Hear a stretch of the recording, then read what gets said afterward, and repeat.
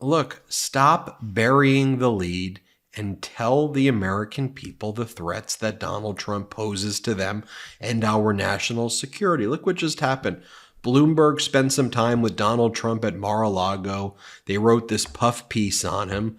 But buried in the puff piece is the fact that Donald Trump said that he would not commit to protecting Taiwan from an invasion by China. So we know what Donald Trump's foreign policy is. He's going to do whatever President Xi wants. He's going to do whatever Vladimir Putin wants. He's going to do whatever Kim Jong-un wants. Donald Trump wants to create an alliance of authoritarians. He wants to be a part of that. He looks up to authoritarians. So here's what's in that Bloomberg piece, but you got to read deep into the article to kind of get there, and they don't really flag it. It's here's what it says. Donald Trump's asked about whether or not he would commit America to protect Taiwan. And he goes, look, a couple of things. Number one, Taiwan. I know the people very well, respect them greatly. They did take about 100% of our chip business. I think Taiwan should pay us for defense. You know, we're no different than an insurance company. Taiwan doesn't give us anything. Taiwan is 9,500 miles away. It's 68 miles away from China. A slight advantage, and China's a massive piece of land. They could just bombard it.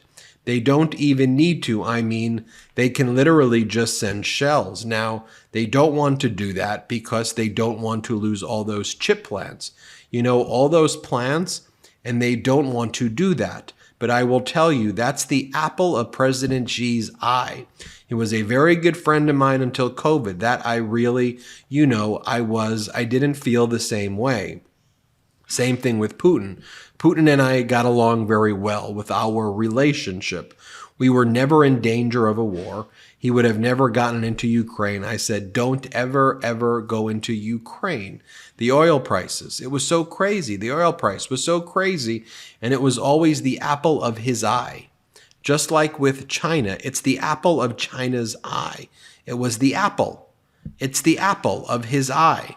But the day they left, they sent 28 bombers right over the top, and they've been very aggressive ever since. They got ships all over the place. I wouldn't feel so secure right now if I was them, but remember this. Taiwan took our chip business from us. I mean, how stupid are we? They took all of our chip business. They're immensely wealthy, and I don't think we're any different from an insurance policy. Why? Why are we doing this? They took almost 100% of our chip industry. I give them credit. That's because stupid people were running the country. We should have never let that happen. Now we're giving them billions of dollars to build new chips in our country, and then they're going to take that too. In other words, they'll build it, but then they'll bring it back to their country.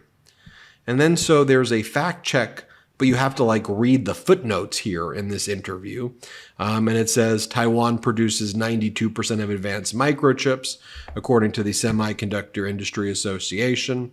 And then it talked about in Trump's last year, Taiwan recorded 380 flyovers by China into their zone, the largest number ever occurred when Trump was in office. But you have to go down and look at the footnotes to see that. Now, I know that the media and Donald Trump pretends that he wasn't in office for 4 years, but I very much remember him disgracing the office. So what were you doing with semiconductors when you were in office?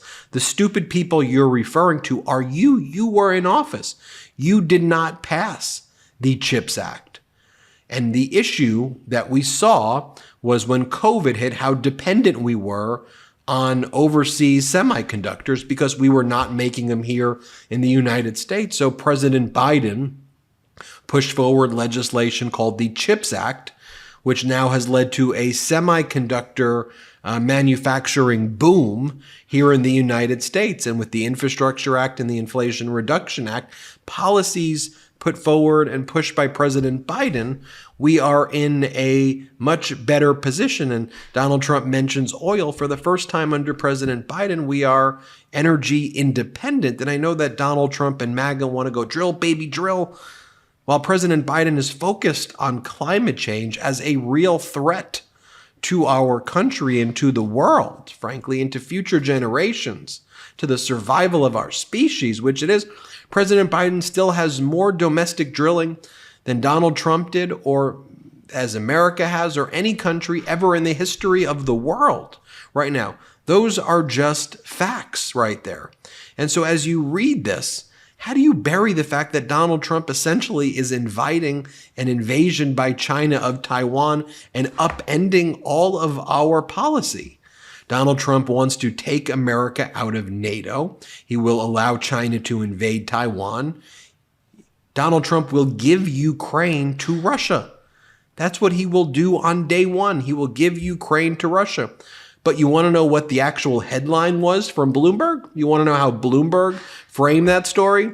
Donald Trump now seems even more likely to be the next U.S. president following a failed assassination attempt over the weekend. What might his second term in office mean for your portfolio? Look, I know what people's portfolios are looking like now. 401ks are through the roof. The stock market has hit record highs. The Dow yesterday was up 743 points in one day, over 2% growth in one day. The S&P 500 has hit record highs over and over again as a result of President Biden's policies. But Bloomberg doesn't cover that. They don't give that the attention. And then they bury the fact that Donald Trump is going to sell out America's foreign policy. And then they have some narrative that doesn't even meet the data. According to 538's recent computer model with over 1,000 projections, Biden wins 53 times out of 100. Trump wins 47 times out of 100. And if you look at the current electoral map, according to 538, while it gives Biden a 53% chance of winning, Biden is within 10% in Nevada, Arizona, North Carolina, and Georgia. Trump is within 10% of Wisconsin and Pennsylvania. It's a toss-up election, and we've seen pro-democracy overperforming authoritarianism over and over again in actual elections. So what in the world is that framing right there? Now, let's take a look at what Nikki Haley had to say. Now, Nikki Haley endorsed Donald Trump based on a callous political calculation at the Republican National Convention as she was getting booed by the crowd. But here's what Nikki Haley had to previously say on CNN when she was at the debate. Here, play this clip. Should matter. First of all, I don't think we should give cash to any country, friend or foe, because you can't follow it, you can't hold it accountable. I don't think we need to put troops on the ground, and Ukrainians want to win this themselves. But dictators always do what they say they're going to do. China said they were going to take Hong Kong. They did. Russia said they were going to invade Ukraine. We watched it. China says Taiwan is next. We better believe them. Russia said once they take Ukraine, Poland and the Baltics are next. Those are NATO countries, and that puts America at war. This is about preventing war. It's always been about preventing war. If we support Ukraine, that's only 3.5% of our defense budget. Biden and no one else is telling the American people the truth about that. The Europeans have put in more than that, and they should. It's their neighborhood. But this is a pro-American, freedom-loving country. And we better remember that you have to be a friend to get a friend. And we needed a lot of friends September 12th. We've got to make sure that we're having the backs of the right friends, because if Russia wins, China wins. There's a reason the Taiwanese want us to help the Ukrainians, and that's because they know if Ukraine wins, China won't invade Taiwan. This is about preventing war. Now, speaking of the Republican National Convention, one of the featured speakers at the event was someone named David Sachs. And during he's a venture capitalist. All the tech bros want to pay less taxes. So they're all in on Donald Trump. And they also are big supporters of Putin and Putin's policies. So here we have David Sachs here saying that the fault for Vladimir Putin, and this is actually what went down, by the way, at the Republican National Convention. David Sachs says it was NATO's fault and America's fault for supporting NATO that Vladimir Putin felt he had to invade Ukraine. Play this clip. Then he provoked the Russians to invade Ukraine with talk of NATO expansion.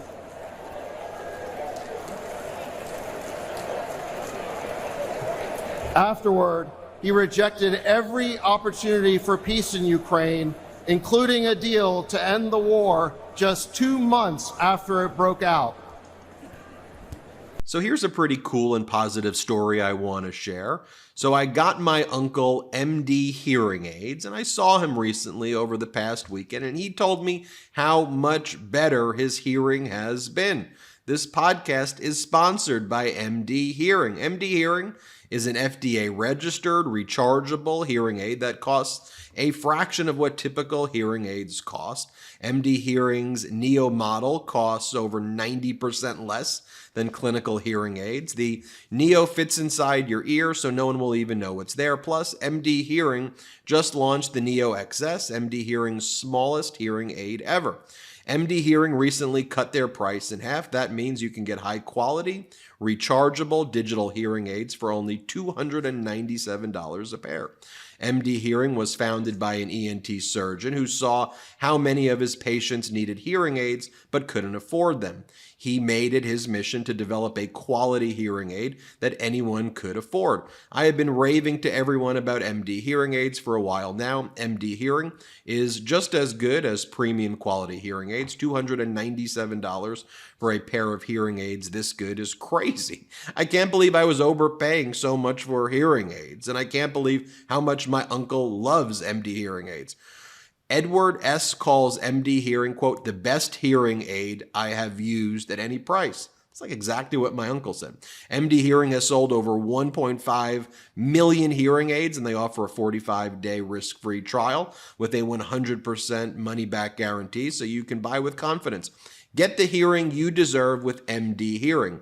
Go to shopmdhearing.com and use promo code Meidas, M-E-I-D-A-S, to get their new $297 when you buy a pair offer. Plus, they are adding a free extra charging case, a $100 value, just for our listeners of the show. That's shopmdhearing.com. Use our promo code Meidas and get their new $297 when you buy a pair offer. Pretty good.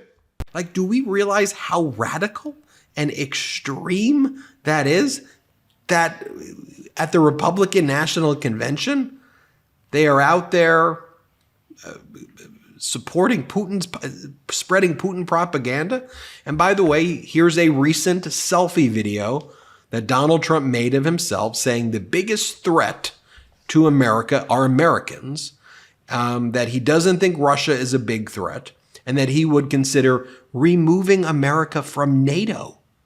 Play the clip. At home, the State Department, the defense bureaucracy, the intelligence services, and all of the rest need to be completely overhauled and reconstituted to fire the deep staters and put America first. We have to put America first.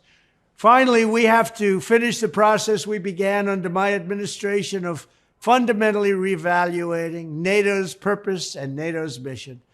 Our foreign policy establishment keeps trying to pull the world into conflict with a nuclear-armed Russia based on the lie that Russia represents our greatest threat. But the greatest threat to Western civilization today is not Russia.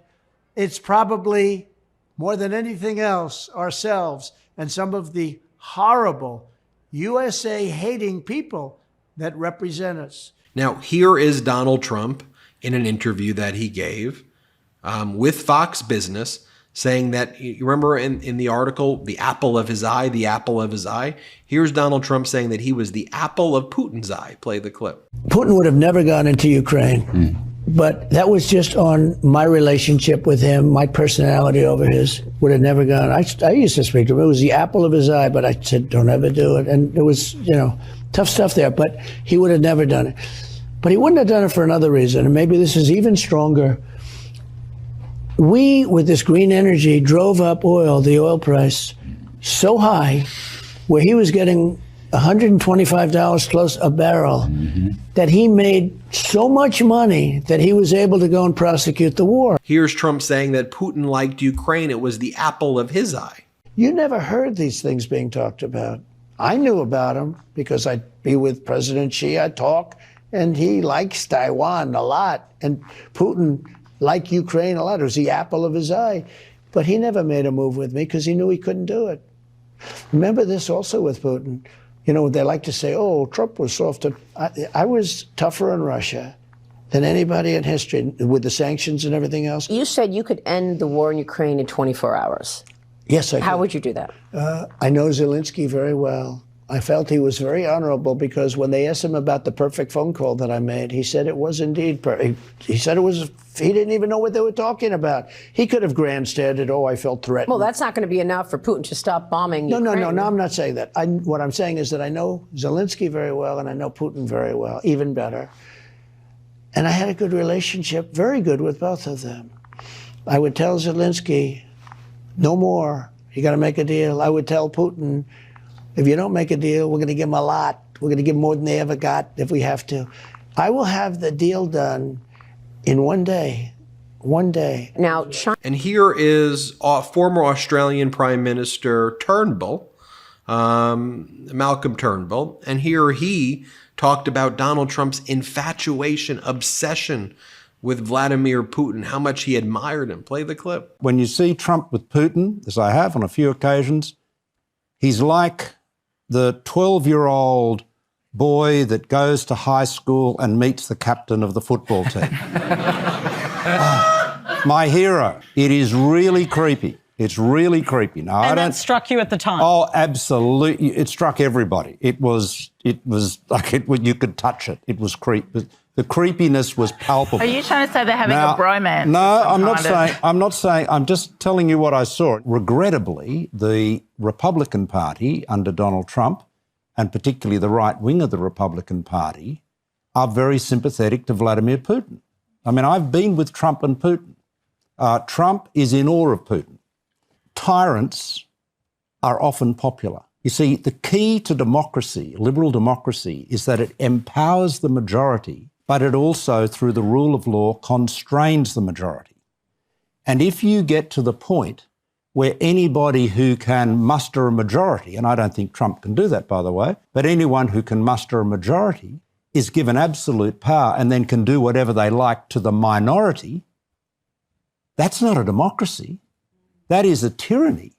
That is an autocracy, even if it's got the support of 51% of the population. That is not what makes a democracy. A democracy, as we understand it, is one where the rule of law protects all citizens and the rule of law applies to all citizens, whether they're the president or the prime minister or an ordinary, elector. Here's Donald Trump at his recent speech saying he didn't even know what NATO really was. Play this clip. I didn't even know what the hell NATO was too much before, but it didn't take me long to figure it out, like about 2 minutes. And the first thing I figured out was they weren't paying. We were paying. We were paying almost fully for NATO.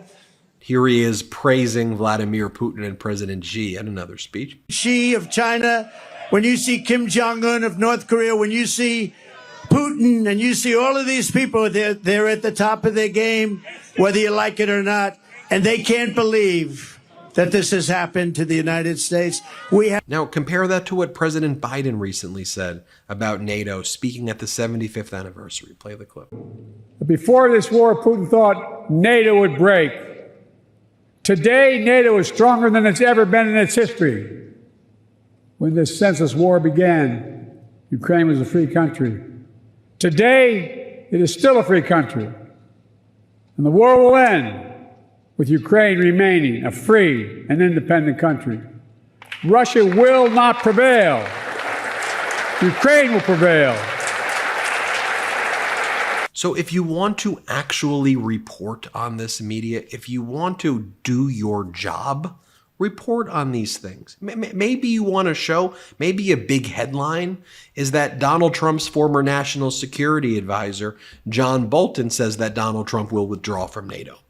Maybe make that the biggest headline, that America will destroy NATO and we will be plunged into chaos. That's not hyperbolic rhetoric. I'm showing you what the people are saying around him. Play the clip. It's great to have you. I just wonder, kind of bluntly, if Donald Trump is reelected, do you think that means the end of NATO as we know it now? Yeah, yes, I do. I think he will withdraw. I think you have to take what he's saying is coming directly from what he has long been saying privately and in some cases publicly. It's a little disturbing now to hear some Republicans saying, well, you know, he's just bargaining with NATO, or this is just the way he talks. That's not right. He has used this failure of many members, a majority of NATO members, to spend 2% of their GDP on defense, as they all voluntarily committed to do in 2014, not to strengthen NATO, but to help destroy it. It is true that after his criticisms, more was spent by European members of NATO on defense, but that wasn't going to change his mind, because there were a lot of other criticisms he had as well. So, you know, it is, I was there with him in the spring of 2018 at the NATO summit in Brussels, where he damn near did get out of NATO. He is serious about it. And whether you're a Trump supporter or a Trump opponent, don't think he's kidding about this one. Yeah. Now you can say, oh, all of that's fake news. Trump's all of this, all one big, everything's a lie. Don't listen to them. Well, I've never comprehended that concept that the only thing that we have to believe, no matter what, is this Republican propaganda, whatever it happens to be each day. Shame on all these media networks. Shame on them. I mean, they have had this mask off moment and we see who they are. Hit subscribe. Let's get to 3 million together. Spread this message. Let people know what's up. Love this video? Make sure you stay up to date on the latest breaking news and all things Midas by signing up to the MeidasTouch newsletter at MeidasTouch.com/newsletter.